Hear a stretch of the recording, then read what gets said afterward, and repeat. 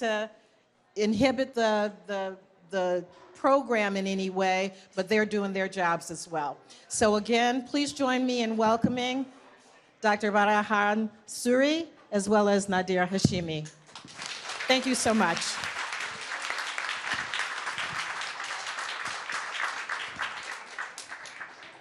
Thank you, everyone, for coming. My name is Nadir Hashimi. I teach at Georgetown University. Welcome to our public conversation with Badar Suri, our postdoctoral fellow at Georgetown University and a former U.S. political prisoner. On March the 17th, Badar Suri was arrested outside of his home in Arlington, Virginia, and taken to the Prairieland ICE detention facility in Alvarado, Texas. His case is a parallel case to that of Mahmoud Khalil at Columbia, Rumeisa Ozturk at Tufts, Ali Daroudi in Alabama, and several other cases. On May the 14th, he was released from detention, and now he is back reunited with his family. But you should all know that the Trump administration is still pursuing an immigration case where they seek his deportation on the grounds that his presence here in the United States poses a grave and enduring and dire threat to the foreign policy of the United States of America. Tonight, we're here to hear his story, to hear the details of his ordeal. Before I begin and ask him the first question, I just want to talk about the importance of Badar Suri's case, because they're connected in three overlapping ways. Number one, this is a case of someone whose civil rights and whose human rights have been grossly violated by the United States. Number two, his case is directly connected to the authoritarian transition that is underway in this country as we speak by the Trump administration. And the third reason is that, you know, this is a case that's directly connected to the ongoing and escalating genocide in Gaza backed by the United States government. So for all those three reasons, Badar Suri's case profoundly matters. It's a huge honor for me personally to have him here, to speak to an audience, to tell his story. And so I want to begin by thanking Badar for being with us tonight. And the first question that I have, Badar, is I want you to take us back to March the 17th, that fateful night when you were arrested. Tell us what happened to you in as much detail as you want to on that important day. Thank you for having me, and good evening, everyone. It's a pleasure to sit freely with you. There was a time I wasn't free, and still those fear, still some part of me is with those fear with that ordeal. So March the 17th, it was Monday. Monday used to be in those days very special to me. I used to teach my class on Mondays. It was my first course, first time as a teacher I was teaching something very important on majoritarianism and minority rights. It was on South Asia, but it's the same thing everywhere. I hope I am audible. So it was a beautiful day. First, I like springs a lot because the way trees were changing the color, I would always see, because I'm here from more than 2 years now. When this thing is getting pink, now when it will get red, I was waiting for some on our Georgetown bus stop to turn purple. And I would think that I will bring my kids and put them at this spot. We'll have wonderful pictures with them. And then I thought that I will go for cherry blossom. Last time it was in Ramadan. And this time also it was in Ramadan, but Ramadan would be ending by, say, in those time, March 30th or 31st.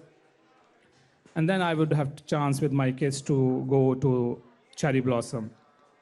So it was a beautiful day, it was a beautiful class with my students and everything. Then I was fasting, it was Ramadan, so after my class, I was tired, I took some time, I sat there for half an hour all by myself. Later, some colleagues told me their there were some suspicious people sitting outside of my class, and they waited for me for a very long time. And because they thought that I left because I didn't come out of my class for a good time, they were not able to arrest me or kidnap me there. They would have done that there. So maybe they were following me or whatever. Then I was hungry. I was waiting for sunset so that I can break my fast. I quickly prayed, and then I went to my community place where everyone was there for breaking the fast. I sat with them, discussed tough times, and then had a great Turkish meal. Was missing my kids. Everybody was asking where is my son. Everyone is fond of him. And then I promised that next day I'll be bringing him. And then I left the place around 9. I took 9:10 shuttle, and then in those days, as a father of my kids, my only concern was what we are eating in our pre-dawn meal as sahur, and what will my kids have for their breakfast for their school. With those thoughts, I was moving towards my apartment. Then everything changed. By 9:20 or 9:25, when I reached my apartment, I saw this something strange. An oldish black car was not driving in a perfect way. I stopped. It was trying, as if it was trying to hit me. I stopped for some time. I said, man, what is this guy doing? And then again, I just moved. Those seconds were moving very slow at that moment. That was only 50 meters. And then all of a sudden, when I was about to turn towards my building gate, this car, which was driving dangerously till now, someone blocked me, opened the gate on me, and I saw a guy masked jumped out of this car, and then he said, "Are you Badar?" I was shocked. I mean, this guy who was driving so badly, how he knows my name? He was masked. He was not wearing any kind of uniform, no badges, nothing. He looked like a proper militia guy. How he knows my name? I said, I was like petrified at that moment. All I could say was, yeah. He said, you are under arrest. I mean, I said, what is he saying? How can he say what he's saying? Who is he and what? I was just stuck with what and why, what and why. Why he's saying so, what is he saying? All I could do at that time, after my what and why, he just said me just be there and be there. I was there, and then I realized that I have a phone. Why not I try? Maybe he will not allow me, but why not I try to call my wife that, hey, this is happening. So I just called my wife. Thankfully, he didn't see or he allowed or whatever. I was able to talk to my wife that please come, some people are taking me. She was not able to understand what I was saying, but then I repeated, and thankfully she came. And when she came, he saw me surrounded by these masked agents and answering nothing. And then she also asked, who are you? What are you doing? Why are you doing this? And all they said that his student visa is revoked. I got a small hope. I said, maybe he's confused. I'm not a student. I should say that I'm not a student. I'm a researcher, a professor. I just came teaching students. But he said, it's the same thing. It's the same thing. You are a student. I said, okay. Then I quickly asked my wife to bring my passport and bring my document, DS-2019, to prove him that I'm not. Maybe he's still confused.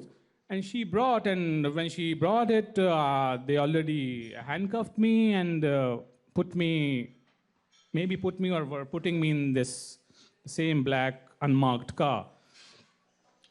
And they didn't let my wife give my passport and my DS-2019 form to me, and they took it. And then we moved. I was still in big shock. I was devastated and I knew nothing. I was like numb. And then as they moved, they start talking. I was also asking, what is happening? Why are you doing this? after student visa revoking thing. They said someone very high at the Secretary of State's office doesn't want you here. I said, okay, well, I mean, why would Secretary of State and all this about me? Who am I? And they said, we will deport you. I said, what? This was shock after shock after shock after shock. I mean, deport me? All I could ask in a very insensible way was, when? He said, now, today. As I said, it was shock after shock. Okay, then I was again numb for some time, and then I said, will my family, my wife, won't know where I'm going, what you are doing? And they smile and they say, when we will put you in flight, we will let her know. And then I sat quiet. I said, who these people are? Why? I mean, saying why they are doing this. I was not able to understand what wrong I did. It was a regular day, taught, came back, fasting from long time. And a week before, I was extremely ill. I was not able to even walk. I was that ill. Maybe had COVID or something. Then they took me. They told to my wife that they are taking me to Chantilly. Now I was able to understand that Chantilly, deportation, airport, everything is, so they took me to Chantilly, and then dehumanization started. They asked me to remove my shoes. First laces, not the shoes, laces, and then took me inside, and then they finger scan, this DNA swab, photographs, and all this thing, and then those officers, masked officers, now step aside, and civilian clothed person were now doing all those things, and there they were saying that we know you are not. I said, what is happening? Then he said that no, we are not. You are not going anywhere, and. We know you are not a criminal. We know everything about you. It's just a crazy time. They kept on those lines that it's a crazy time and you will get your justice and all this and that. Then I was good. I said, but that guy was saying that they are deporting me. He said, no, they know nothing. Then he showed me some paper which he generated from the computer that you have a court in Texas in May. I said, why in May and why in Texas? He said, it's just computer. I had a relief that time that, okay, they are not deporting, and this guy is saying that I have a court and I'm not a criminal, and justice will prevail and I'll be back to my family. I said, okay. And then he said that this is just computer generated, and now the next shock was that now we will take you to 3 hours drive from here to somewhere, Farmville in Virginia. I said, why 3 hours? Why not here? It's a night. We don't have a place for you. We don't have a bed. It's just computer generated. And maybe after some days, you will be back to your family for sure. I was happy with that. The good thing he did was he allowed me to talk to my wife. And I said that, hey, I mean, something bad happened, but now they are saying that I have a court and they are taking me for this night to Farmville, and then I will return soon. I told her everything. And then more chains come. This time they put they put the shackles back, and now my waist had chains. Not leg this time, until now. Then they took me to this place in Farmville, and I'm claustrophobic. They put me in a very small car, and for the first time in my life, I was now shackled and chained and was in a very small car, and I don't know what was happening and why was it happening. So, but we moved. It was a very tough journey. And then we reached Farmville, and then another shock. The moment we entered inside, there were like cells. There were people like in chains, and now, they just put me in a cell by myself, and sorry you guys are eating, but I had to use bathroom, and there was a camera over me. I had only seen these things in movies, and it was happening to me for the first time. You have to undress and use that bathroom under that camera. I had to do it. I did it. And then next thing was I had to sleep on floor. and without a blanket for sure. And I was telling them that it was like 3 a.m. now. I was telling them that I am fasting and I need a pre-sunset meal around 5:30 or something. But that meal never came, and I kept on asking, and they never give me anything. The nurse there, she did a TB test to me, and she said that, oh, you will be fine now. You will not be in this cell. I said, they put me in a cell. I'm on floor. They said, you will be going to a dorm, and things will be fine. But then they again came around 6, 7 a.m. and took me to another place. And yes, here in Farmville, earlier I was told that when I will reach there, I will be allowed to talk to my wife that I am here now. But they didn't hear anything. They didn't let me do anything. They didn't answer what I was asking them. It was as if I'm a dead man and only my soul was there and I was seeing them and they cannot see anything. Then they took me again to some other place. Now this time they put my ankle shackles also on me. So third thing came, chains, this wrist shackles and chains on waist and ankle shackles, and those shoes slipping out of your feet without laces, and they were just pushing you, put you in some car with many people like you, and then I think, somewhere in Richmond. And there they put me in a small cell all by myself. It was very cold. There was not even a space to lay down there. And they didn't remove my chains from the shackles from my ankles. And I sat there hungry. And then again, they came around 1 maybe. And they say, let's move. I asked them that I need to talk to my wife and I need to tell them that I'm fine, I'm here, and something. They didn't reply. And then I asked them again that where am I going? They would not reply again. They said, we are not supposed to tell you. Then just put us in a car, and then again, it was an hour-long drive. They stopped to some places, and then all of a sudden I saw myself in this car on a tarmac where a big plane was parked and my car was there. So I realized, okay, they were all lying. It is against, they are deporting me, right? That's why they are not telling everything, letting my wife know anything. You thought they were sending you back to India. Yeah, because that's when they just moved me from my home. They said that we are deporting you today. And the other officer, civilian officer, said that no, there is this court thing. But he also said that when I asked them that why in May, he said that it can be preponed. So he realized that they can prepone anything, do anything, because they were lying. They were not letting me talk to my family. I even didn't know if I have attorney or anything. Right. So now I was on this tarmac, and like around 3 or 4, they put us in this plane, and another shock was that it was a big plane and everyone was in same condition like me. Chained, shackled, that's it. And the first thing I asked them was, I need to use a bathroom. So they said, later we'll let you know. And when they let me know and they took me there, I was waiting for some time to unlock me. They say, you have to use it like this. Use it or do whatever you want to do, or better do it in your trousers. We will not open anything. And even the door won't close.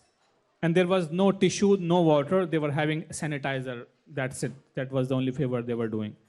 So we were totally dehumanized. They were treating as if we were animals or something. Then this plane moved. We didn't know where it was going. I thought that it was going like maybe for India, or maybe not India, somewhere, because there were other people as well, but certainly for some deportation.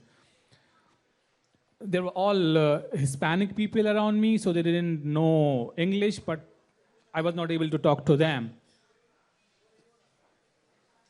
Someone said that maybe we are going to Louisiana,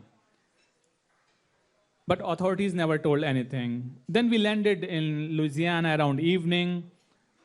We landed, and then I read that it was some Alexandria staging facility, Louisiana.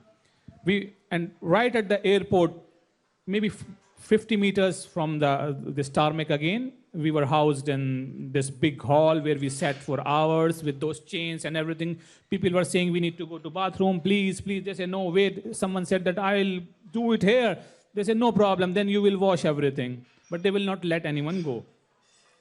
Around night, they unlocked us, and while doing this, they didn't know. I was naive, and when they were doing it, first they spread my leg. I didn't know. I did so that they can open. And next thing, he thought that I had to put my foot up, but I didn't know anything. So that guy punched my back of my knee. My ligaments pain till today. Maybe because of that or because of acute malnutrition, which I will go through later. I limp when I walk. So, yeah, then at night they put us in this kind of cells where we were locked, and I didn't get food. I told that I was fasting. I didn't have anything in the breakfast. I need something. They say, okay, we will do something, we will do something. They brought it around midnight. But I accepted whatever. At least I got it at midnight. I don't know. I was because in extreme tension. At least I drank water. That was enough for me that time. So yeah, then we were there for 3 days. I was not able to talk to my wife all that time. There was a phone there where you can talk, but you need an ID there, which they will not give me. That ID I will get that ID ultimately when I reach after 5 days to Texas. So I was not able to talk to my wife, but there was an option of free call for 20 seconds. I was calling my wife again and again, and I was able to hear her, but later she told me she never heard my voice. So it was extremely frustrating. I thought, what's happening with her? Why is she not talking to me? Who she is with? I thought maybe they have taken her and my kids as well. So then that uncertainty prevailed. I saw people coming from Guantanamo there, and they were regular migrants and coming from Guantanamo. I was going in deep shock and fear that, and they said that we are regular and they keep on changing and maybe you will also go there. So that was extremely frustrated. That was extremely terrifying. Somehow I passed the days. One of the day, maybe on third day, an attorney called me. I didn't know him that time, and I was scared. Whom I'm talking to? And later, I realized that he was my attorney, and he is my attorney, Hassan Ahmed. And till that time, even they didn't know what will happen. They moved to the courts for sure, but nothing had happened till that time. Then after 3 days, on 20th, they moved me from Louisiana on 21st. But on 20th night, 2 guys came from some other detention center, and they were going to New York. And then a lady came and told me that you two and me are going to New York. Then we realized that those people told me that they are going to New York and from there to their home, which authorities have told them. So I again realized that, okay, it's the same deportation thing. They are sending me to India now finally. And because we were at the super deportation facility, this Alexandria staging facility is right at the airport. The security officer later told me, and as he was shocked to know who am I, and he Googled and all, and he was shocked that why I was there, and he said that this is a super deportation facility. In a week, they have deported like 28 flights from that facility. So now I was thinking I'm going to being deported and going to New York. But next morning, the lady came to me and said, no, you are going to Texas, and only those 2 guys will go to New York. I said, maybe they will do something to me from Texas. Then by noon, a bus came and took me to Texas.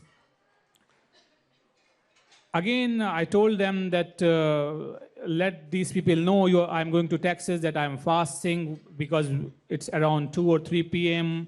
We will be reaching there around 8 p.m. It will be around sunset. I would need a meal. They told him, but when we reached there, I was again put in a cell for 6-7 hours, and I kept on asking them whenever I have eye contact with those people, I would do like this, but they will ignore. And the first meal, 2 slices and 2 2 bread slices and a cheese and an apple they gave me around midnight. And that place where I was sitting was used as a bathroom. It was stinking, and I asked them that please let me sit out or let me eat out, but they ignored. And like that was a dehumanizing experience that I didn't want to eat, but I was hungry and I had certain gastric issues that if I don't eat at proper time and I will have gastric pain. So I ate, but I hide down a bit, said that nobody see me, and I don't know why I did that. I ate that thing, and I was there from 8 p.m. and I was there till 3 a.m. And then at 3 a.m. they put me in this pod where I will be for next 7 weeks, I think. And when they put me in that pod, I don't know, first I was seeing that there were different kind of uniforms, and there was yellow, blue, there was orange, and then red. When I was in cell, I liked the red one. I thought I should get this red one. This looks good, because yellow and orange were not good, and blue was, I didn't like it. I got red.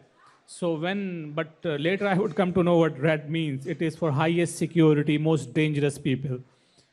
And when they put me again in that red security pod, I was shocked the moment the guard opened the door, and first foot I put in, I put it back, because the inmates start shouting that how many people. It was super overcrowded. I can see at least dozen plus people sleeping on floor.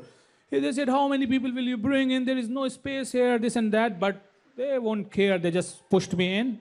I even said, when they started shouting, I said, please take me some other place, because this regular pod thing was happening for the first time to me after 5 days. Otherwise, I was all by myself. But they pushed me and gone. Then people started asking me, hey, you are in red, what you have done? I said, you all are red. They said, we are felons, we are big criminals. What have you done? You tell your story. I said, no, I am just a researcher, I'm a teacher. They said, no, man, you are a teacher, you must have raped your students. So I was like extremely broken.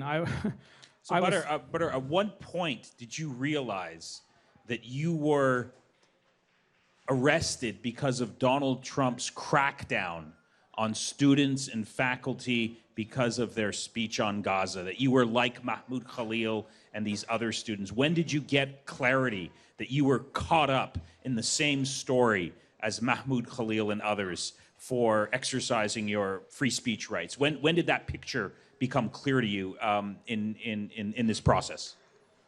Frankly speaking, I can say never ever. I knew about Mahmoud Khalil's case, and I knew he was a student leader. I knew when they arrested him, and I followed the media, I knew that he was a student leader who was organizing protests in Columbia University, and Trump administration, before coming, they were just saying that we will take care of those who were protesting and all. So it was just from their playbook, they just took for their domestic performance, they just took Mahmoud Khalil. But I was not able to understand why they took me. Before they took me, they were attacked. Some doxing groups were attacking my wife from a month. And when they realized that she is an American citizen, they were shocked, and maybe they did a little bit of more research, and they were lucky to know that, oh, still we can punish her. She has a husband who is just on a regular visa here.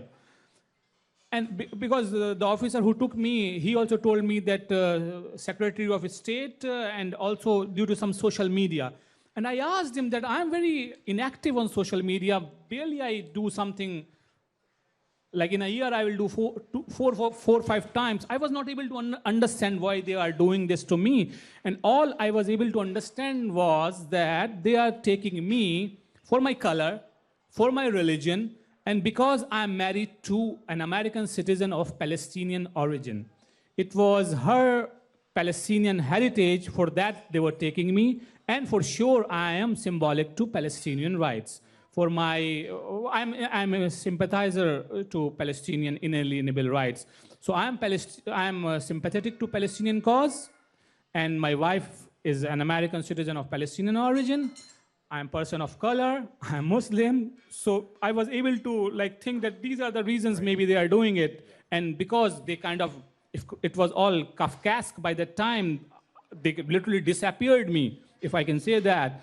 I was not able to talk to my wife. I don't know if I have attorneys and all. One, my future attorney for sure, he called me once after a third day in Louisiana, and still we talked only for 1 minute, and I didn't know anything till that time that is he my real attorney or what. And I was seeing lies after lies, and I was seeing mockery of rule of law and due process, because I was not able to really understand that they could do this to me in United States of America. I was thinking that I heard only about these things in North Korea or Russia or somewhere in Middle East or in Africa. What was happening now here? Yeah. This was really shocking to me. So how did you spend your time in this ICE detention facility until you were released? What was your daily routine like? I know one of the things that you told me when I went to visit you was that you only had access to fresh air 2 hours every week. So that must have been tough, but could you give us sort of a sense of what your daily routine was like? When did they feed you? How did you spend your time? Some specifics about that would be of value for understanding what happened to you. So that was really an ordeal in every sense. So first, when they put me in, as I said, it was extremely overcrowded. People were there on floors. So they put me in a TV room where TV was blaring for exactly 21 hours every day. It would be on till 2 a.m. and again 5 a.m. it will be on. Why 5 a.m.? Because they will serve us breakfast at 4 a.m. Someone will come in this dorm and shout, "Chow!" Because everybody was sleeping. They would laugh, and there were some young kids who were doing that job there, and they were excited about awaking these inmates, these dangerous people. So they will just shout at 4 a.m., always before 5 a.m. At 4 a.m., at 4:30 a.m., they will shout "Chow." So breakfast will be like that, and most of the time they will take us like that to dorm. We were like 55 people. That dorm was for some 36 people, and hardly 10 people will go for breakfast because people they go to sleep late. And they will, whatever food they give us there, they give us a small milk as well. So if we want to save it and bring that to our dorm, they will not allow us to bring that milk to our dorm. And sometimes they will give breakfast to us in our dorm, and even lunch or dinner. Most of the time they will give us in our dorm. So food, they will bring to the dorm, but if we carry our milk to use it later for some coffee and thing, they will not allow that. And yeah, I was in TV room. I was on floor for 14 days with other inmates, and the food was really scary. There were no, like I'm an Indian. I love spices, but the food was all blonde. It was mashed potatoes, a very small amount of beans or peas or carrot. And mostly something, a soya patty. There was never meat. Only on Wednesday lunch, they will give a small piece of chicken. And yeah, and they were very calorie conscious, so they will give us white slices, 2 white slices, and extremely sugary a cake piece, which was in order to have a very rich carbohydrate diet so that everybody can maintain weight. And by the way, in these 7 weeks or 8 weeks, like I was in this for 59 days, I lost around I was 81 kg. When they took me, I used to check my weight every day. And when I came back and I checked my weight after 3-4 days, I was 73. So I lost around 8 kg, which is around 15-16 pounds. Why so? Because I was not, I realized after when I was eating these things that something is not good in my body. And so I asked them to check my blood and all after a month. And when they checked it, because they were also giving us processed food. So my cholesterol was 273. My triglycerides were 490. My uric acid, because my bones were paining, my uric acid was 7.5, and my vitamin D was 20. So I was in extremely bad condition, and because of that, then I stopped eating carbs, and I asked them for a heart-healthy diet. So they gave me heart-healthy diet, which was in place of white slices, they would give us same food with brown slices. So it was really mockery of everything. And then for sure, we will not go out 2 hours in a week, and food will be anytime. The dinner they will give at around 5 a.m. or 6 a.m. And they won't care how your health is deteriorating. If you have anything to do with your teeth, they will not check you before 6 months. By this detention center's laws that in order to check your teeth, you need to be there for 6 months. I had seen many people there whose tooth was really moving. They have pus and everything, and they won't do anything. Once they took one poor guy, one Iraqi guy, they booked an appointment for them to Dallas. They would never have a doctor there. They booked for him an appointment in Dallas, say April 15th. When he reached there, they said, "Oh, you came an year early. Your appointment is on April 15, 2026, but it is 2025." And they brought this man back, and they didn't think to take an emergency appointment or something. He came with this moving tooth, his molar tooth back, and there were many like that. There were people who were not able to see. Their eyesight was going bad. The food, my nails didn't grow. I used to trim. I remember being a Muslim, we have to do a special prayer on Friday, so I will always trim my nails on Friday. In all these 2 months, I trimmed my nails 2 times, so 1 month. So it was an extreme malnutrition by everything. That's the reason my ligaments are in very bad condition, and I told about certain blood tests we did. Yeah, and people were on their own if they are suffering. People were on their own if they are having a fist fight inside. People were on their own if they are doing whatever they were doing. Who were the other inmates? Could you tell us a bit about who these other people were in the same detention facility? What were their stories like? So first, as they were read, they should be dangerous people, but I didn't find any of them dangerous because they had their punishment in county jails, and this was, again, a deportation site. So they were all there to be either released on bond or win their case or deported ultimately. So they were mostly Hispanics, but also Asians, also Africans, and So these people, some of them were in jail for 10 years, but some of them were there just for a mere crossing a red light, or for not paying for a ticket, or for small things, very small things. There were 2 18-year-old boys there who they just arrested them the moment they turned 18 because they had they were someday driving a car when they were not 18. So these people, most of them, maybe all of them, were somehow part of this American society, as they were men. So all of them were married to American citizens. All of them had many children, all born here. And all of them were working hard, paying taxes, doing everything. And now their families are standing in queues for food stamps. So these were those people. Some people say from Southeast Asia. There was a guy from Southeast Asia. There were many. His family came to United States when he was like 5-6 years old, and he was not born in Laos. His family was fighting with American. They were supporting American army and fighting along with American army in Vietnam War. And because of that, American administration gave them asylum. So this guy, he came here as a dreamer, 5-6 years old, had the first generation issue, had some problem at his school. He went to jail for 1 or 2 years when he was 17 or something. But after that, he was all clean for 23 years. He was 43 old now. And then all of a sudden, he was taken by ICE for something he already, he went to jail for that, and he took his punishment. And that thing happened 23 years back. And they put him for deportation there, and ultimately, he was deported to Laos, a country he has never seen, a country against which his father and his grandfather fought along with Americans.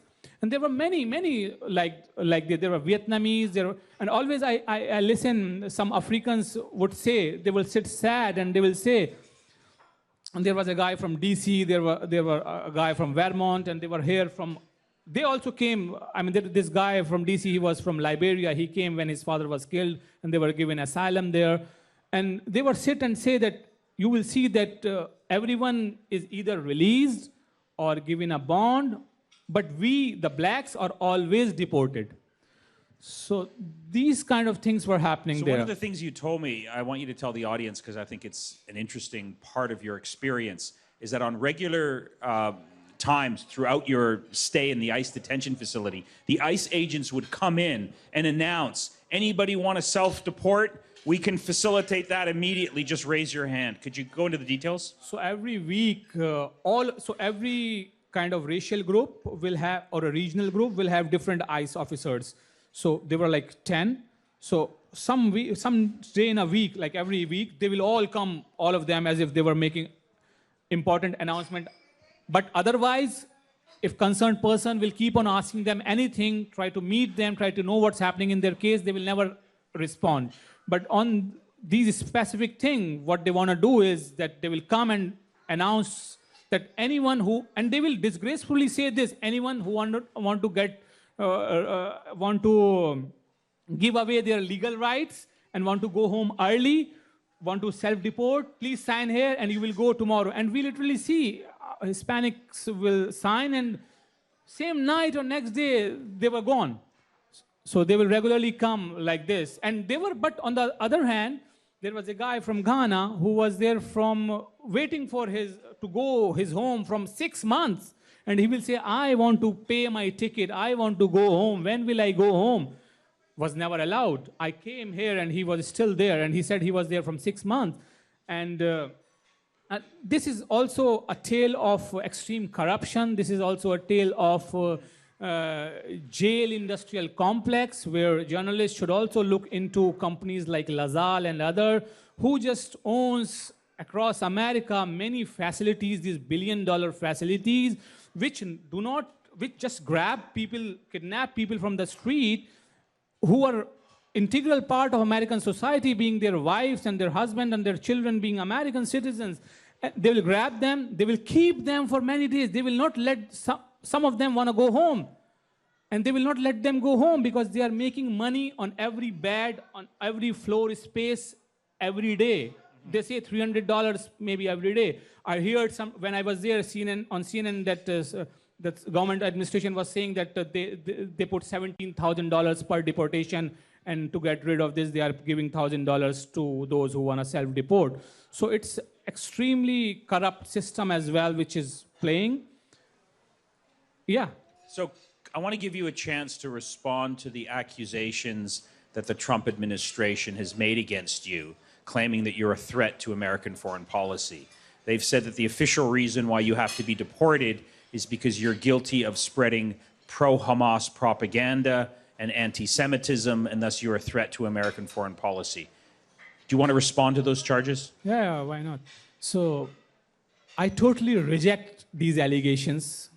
These are nothing, because we were in court, the administration and me, and in the court, the honorable judge kept on asking that whatever you are talking in social media, please come and bring some evidence here. And they were not able to bring anything. Honorable judge gave them an extra day again to bring something, and they were not able to bring anything. So I totally reject these claims. There was nothing. There was nothing at all. And in fact, I will tell you one more thing what I was doing, even when I got a chance. What I used to do with my students here was, mostly I will talk about Gandhi to my students. And because of Gandhi's role on non-violence, because of Gandhi's role on forgiveness, because of Gandhi's role in South Asia during those mad times of 1947 partition when millions were killed. So whenever I get people will find me, because I was scared initially. And so they will ask me, like, when they will talk to me, they will say, hey, are you some kind of philosopher? I say, no, just I'm a teacher and that's it. That's why I sound like boring. They say, no, no, you sound like some philosopher. I mean, you are from India. You sound like Gandhi. A guy from DC told me this. I said, no, I mean, yeah, but I'm extremely proud that you feel that vibe from me. And for sure, I celebrate Gandhi by every mean. And because Gandhi is what the world needs, I equate them. I'm not extracting blasphemy, but I equate Gandhi to modern day prophets. And he was there in that space and time, but he's forever for his role on this philosophy of nonviolence and philosophy of forgiveness. So I would, when I get a chance, I would always teach, because those people, some of them, when they were young, were part of gang violence, used to use guns, and now were suffering. So I will tell them that, and I saw some of them had extreme anger issues because of the place they were living and the life they lived. So I would always say them, try to have a control on you, try to learn about forgiveness, try to be minimalist, try to know about nonviolence, and we will keep on talking about Gandhian ideology there all the time. Right. Okay. So let's start wrapping it up. I want to turn to the audience to ask some questions. But given the trauma that you have gone through, you must be living in fear of, what could come next, because you're living one day in a country where you thought the rule of law existed, you're living by the rules, and all of a sudden you're disappeared and you find yourself in an ICE detention facility in Texas. So could you talk about the fears you're feeling today? Yeah, I would be lying if I say that I don't feel the fear and I'm extremely courageous and everybody be courageous. I'm a human, like every human, and I am father of 3 kids. I have a wife, and I'm a, kind of researcher of this majoritarianism, authoritarianism of minority rights, and I know how minority suffer everywhere, be it Jewish minority, be it Muslims, Islamophobia, anti-Semitism, or racism of different kind. But I know how people suffer. So this fear, and after, I still believe that this country has rule of law. It was taken from me for some time, and because of that rule of law, because of that due process which exists, I was brought back to my community, my people, and most of the Americans stood by me, and they were shocked to know about this ordeal, about this Kafkaesque ordeal I passed through. So there are fear, but still I will never bog down. I will always say that be courageous. I will do every part of mine to show my character and strength, and that is the reason I'm speaking on every occasion, whoever want to hear from me, and I'll keep on doing that. And one has to be, and when you are in academia, you have certain moral obligations as well. When you are teaching your student, you need to tell that they have to take certain stand for the betterment of society. And for me, my torchbearer, my role model is always Gandhi. So always I ask my student in every way to learn from Gandhi, because Gandhi is the hope. And yeah, there is fear. Every time now I step out, I feel scared. I think that when the government lied and kidnapped me at the dead of the night without due process, and were almost deporting me on March the 20th, and they were not able to do so, which I realized when I reached Texas. And for the first time I was able to talk to my lawyers was because a judge put a restraining order that they cannot deport me until I get my case in court, and courts will decide. So yeah, there is fear, but we still have, in these tough times, moral obligations to talk about what we should do to guide our students, to guide our children. I want this world to be a better place for Gen Z and for my children, for every children. I see in my children every child, and I don't want kids to go through what they went through during Holocaust, or what they are going through during this genocide in Gaza. Okay. Last question that I think everyone wants to know is what comes next for you legally, because the Trump administration is still trying to deport you. There's still a long legal battle that lies ahead. And to answer that last question, I want to turn the mic over to one of your lawyers who is here tonight, Hassan Ahmed. Please give it up to Hassan because he's responsible for this man's freedom.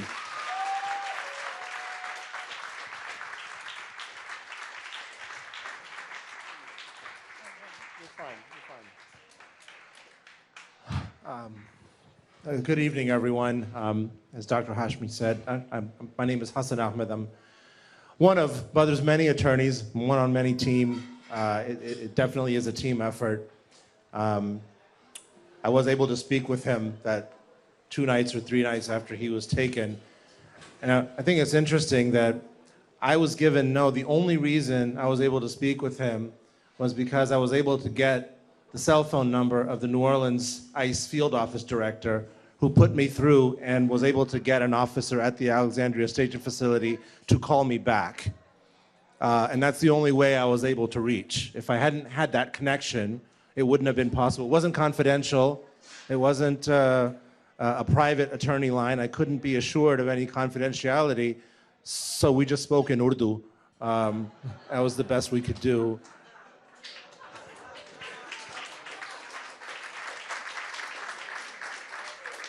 He's the one who know what fear is in my head that time. Because that was just a short time after. But look, we are thrilled that Dr. Suri is out of jail, is no longer incarcerated. I had gone down to Texas myself for his initial immigration court hearing on May the 6th. I came a few days before and got to meet him for the first time the Saturday before his hearing. His legal battles are just getting started. There is a long, long way to go. But at least he gets to fight it outside of a jail cell.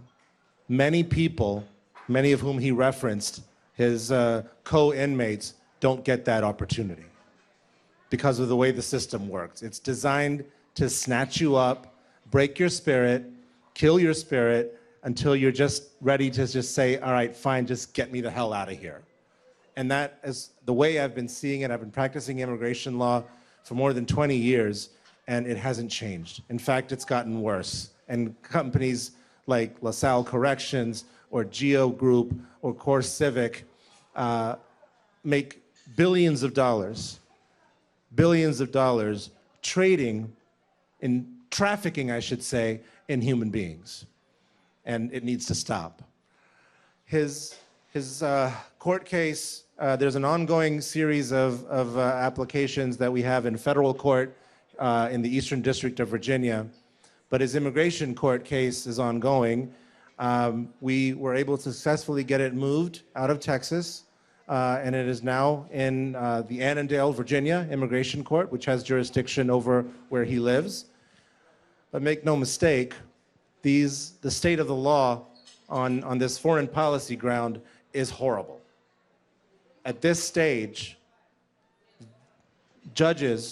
immigration judges, have almost no authority to second guess the findings of the Secretary of State. So Marco Rubio could chat GPT a letter and say that, well, and no judge would be able to say, hey, show your math. Nobody would be able to say anything, as long as it's facially reasonable. And it took us a long time, but we did finally get the Rubio determination, or so-called determination, as we call it. It references 3 exhibit tabs. The government has yet to provide those exhibit tabs to us. It's just sort of the preface of the determination, and that's the only thing that's been given to us. In court, we demanded to show the arrest warrant for Dr. Suri, which, by the way, was never shown to him, and still to this day has not been shown to any one of his attorneys. We also asked for proof that the so-called Rubio determination was issued in compliance with the law itself. Immigration Nationality Act, Section 237A4C, specifically says that if a determination is made to remove a foreign national based on a foreign policy ground, and it's made on a basis that would be constitutionally protected conduct, in this case, free speech or freedom of association, okay? Those are constitutionally protected activities. Then not only does the determination have to be facially reasonable, but you also have to notify the heads of 4 different congressional committees, okay? 2 on the Senate side and 2 on the House side. And then the reason that the Secretary of State gives goes from being reasonable, it must be now compelling. So we asked for proof that those notifications were made. To date, nothing has been provided. Nothing. And that's been the case in many of the similar cases, like Mahmoud Khalil and Rumeysa Ozturk. We have been pushing, both from a legal standpoint, from using the courts, and also using our contacts in Congress, pushing legislatively to try to get some transparency. But as Dr. Suri said, when it came time to file the evidence that they say they had in court, they came up with nothing. They had nothing. Nothing. Nothing whatsoever. From here, it's going to go out, and there's going to be a contested removability hearing. We expect to have to appeal that, and even if we do win at the contested removability hearing, the government is going to appeal that. So this case and the case of Mahmoud Khalil and Rumeysa Ozturk and Liqa and everybody else is going to be headed up for appellate review. There's going to be a long way to go. There's still a long way to go. But I want to say that I'm extremely proud of my client, Dr. Suri.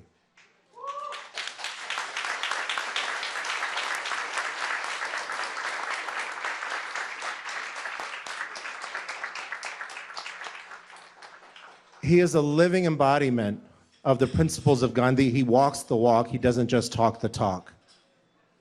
And it's something that he told me that I'll never forget on that Saturday that I first met him in the detention center in Alvarado, Texas. I'm translating, but he said, I was who they wanted me to be. I kept my head down, I had my nose in my books. But after they've done this to me, why should I be silent?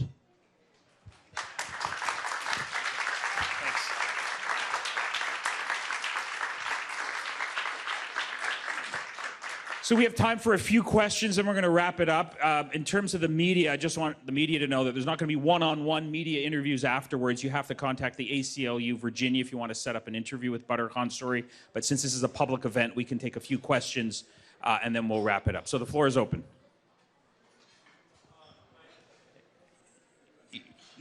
Yeah, oh, Nagar has her hand up, yeah. I'm sorry, can you keep right your there. hand? There we Right go. there, yeah.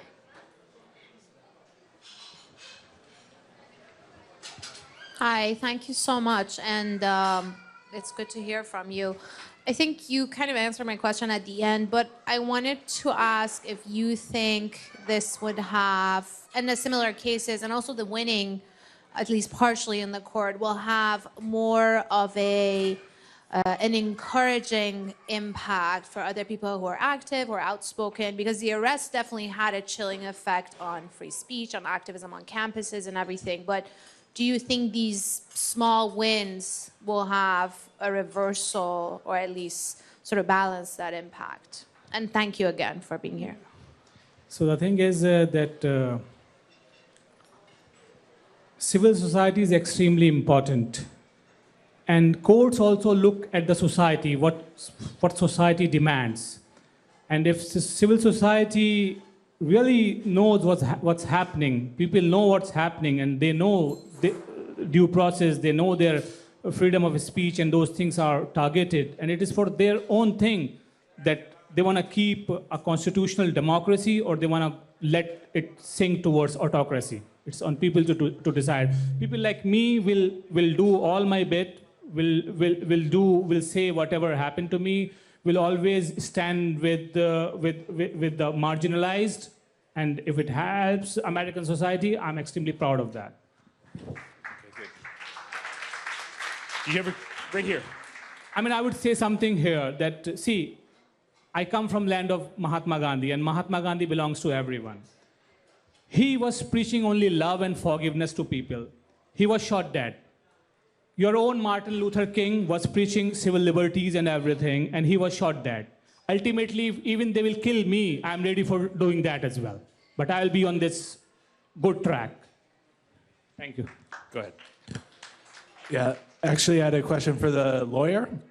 So you had mentioned you've seen for 20 years people going through these prison systems. So I'm curious to know how different or unprecedented is the situation we're seeing now? Have we seen in the previous Trump administration or any other administration any sort of similar cases to this? We're just sort of randomly snatching off people for their perceived threat to foreign policy or whatever.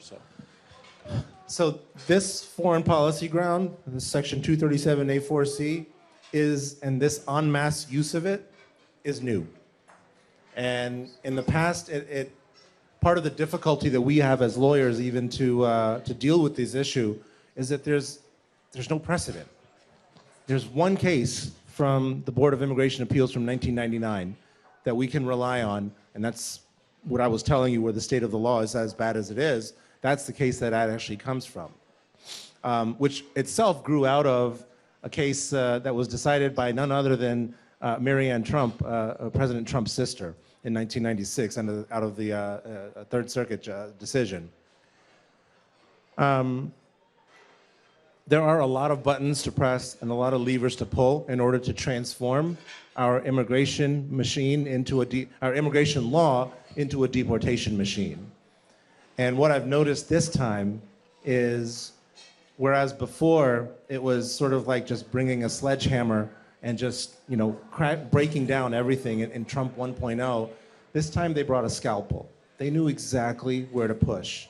They knew exactly where to pull. And it feels a lot more surgical this time. And as a due process enthusiast, it scares me and concerns me a great deal what we're seeing this time around. Okay, we have a question back here. Okay, yeah, go ahead. Behind you. Go ahead. Yeah, go ahead. Thank you. Sanjeev. Thanks, Nader. For Mr. Suri and the attorney, thank you both so much for sharing your wisdom. My question is, what would you like to see all of us doing right now? The people in this room, the networks we're a part of, both with regards to your case, other people facing the same situation, and then more broadly, what do you want us to be doing? Hassan, you want to take that first, and then we'll get Badar to weigh in? Be loud, in a word. I think our elected officials need to understand that there's a cost to supporting or even remaining silent in the face of these policies. This administration has been pushing the envelope to try to see what they can get away with. And the more silent you are, the more they're going to take. I've spent 20 years, much of my practice is in removal defense and filing asylum cases, well documented, how people have to run from tyranny, how people have to run from authoritarianism. And there's one thing you realize, whether you're talking about Bukele in El Salvador, or you were talking about Bashar al-Assad in Syria, or you're even talking about Narendra Modi in Egypt, in India, they all have the same playbook. And tyranny looks the same everywhere. And when I start to see things here that remind me of things I had to document from cases from my asylum-seeking clients, that's something that we need to make sure doesn't happen. And it happens quicker than you would think. And that makes it a collective obligation on those of us. Dr. Suri is still here on a visa. He's in deportation proceedings, but yet he speaks. What excuse do you and I have? Thank you. I would say a small thing, that anarchy is what states make out of it. Similarly, societies are what people make out of it. So build your society. Let's take two more questions, and then we'll start to wrap it up. Yeah, sorry, there's a question right here. Go ahead. Yeah. You mentioned a guard punched you on your knee. Did they regularly get physical with people? I don't know. This happened once to me, so I don't know. Didn't do it regularly. Normally they come with pepper spray. They normally pepper spray people because there was a solitary confinement pod in front of our pod. So regularly they will all run and bring someone with pepper spray on them. Last question. Yeah. Go ahead. Thank you so much, Dr. Suri. You've spoken about a lot of dark experiences that you had in detention. So I wonder if you could speak about any positive, not positive, but any hopeful experiences or interactions that you had in detention. Thank you. So kind of I live a dialectical life all the time. If there is a suffering, I always see something happiness. This is how we have to live. And there also, I was doing everything. If there was someone who was there was this guy, Adam, he used to build houses. So when he will make his map, I will make my map, that this is like Indian style of apartment, you can do it. There was this guy called John, he said that he was 500 pounds when he was like raising voice and his wife, and he was fighting, and suddenly his daughter called police, and then his daughter said, hey, Baba, run away. I called police and they will come and take you. So they took him and he lost 300 pounds, he said, in 1 month in county jail. But I still said that don't eat sugar, try to control your weight. And once I saw him, he just had a bite of this sugar-rich cake and he threw it. I said, what are you doing? I said, you told me that not to eat sugar. So I will tell people to have better. So what I would also do, that mostly people were not English speakers. And and some of them didn't know their rights. So there was some kind of a small clinic there. In that we can request certain medicines. So I would teach them that say that I have pain here, do this blood test of mine, I need vitamin D test, I need this multivitamin, because they were shocked to see that how I was able to get it. So I would regularly write for them that I have this myopia, this and that. I was even literally for at least 3-4 people, I was writing their letter to their judges about their cases, because they were not having any attorney. So I was writing letters for them. I was living my life there, not living, but I was doing whatever I can do. And I was able to help everyone there by every means possible. Yeah. Okay. So please give it up for Badar Khan Suri.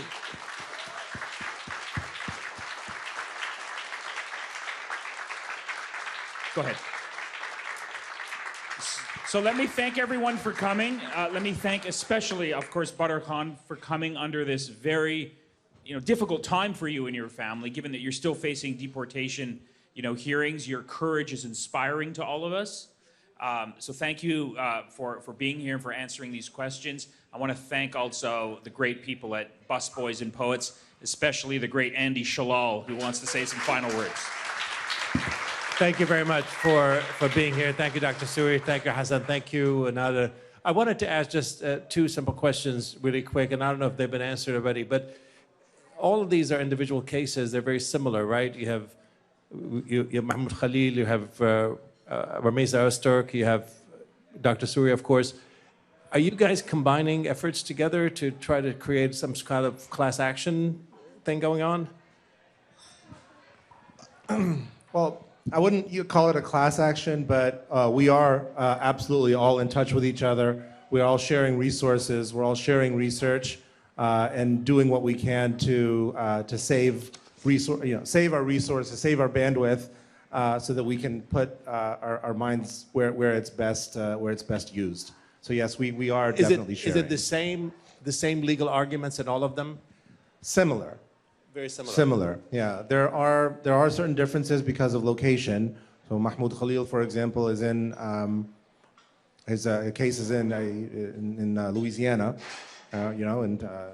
which is located in the Fifth Circuit, and we're trying different things. So we're trying different things in each decision that comes out, and so far they've all been mostly positive.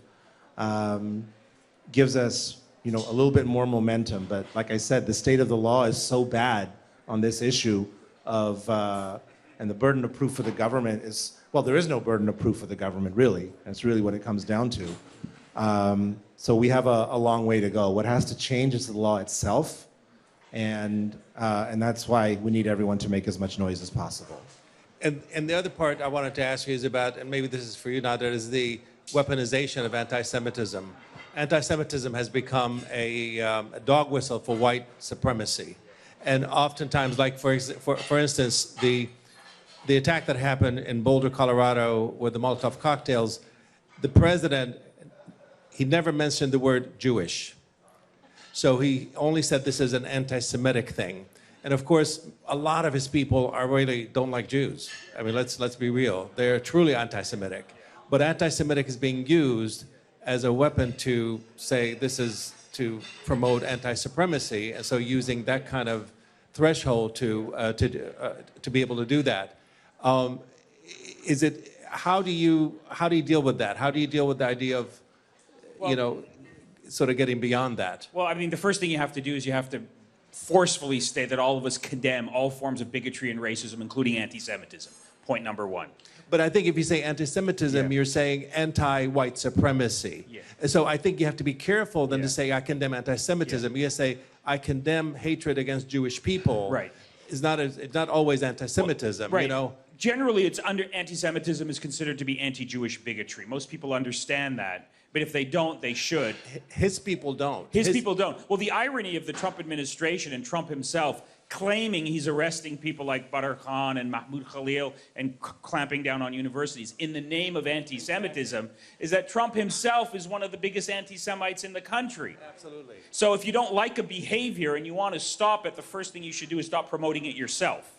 Right? That's You point number one. You have to redefine anti-Semitism and how they're using it, and use it as a weapon against them. I agree. Because that's really what needs to happen. No, I totally agree. And of course, then we have the whole question of how Israel and Netanyahu are deliberately using anti-Semitism to justify this genocide. Absolutely.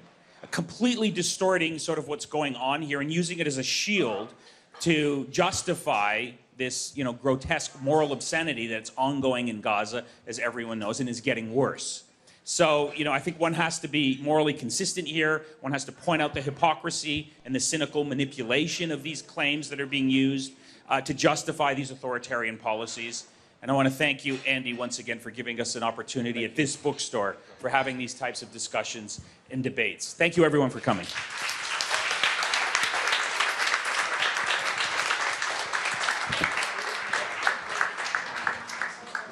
All right, thank you all for being here. Just if we can make sure that we close out with our servers before you exit.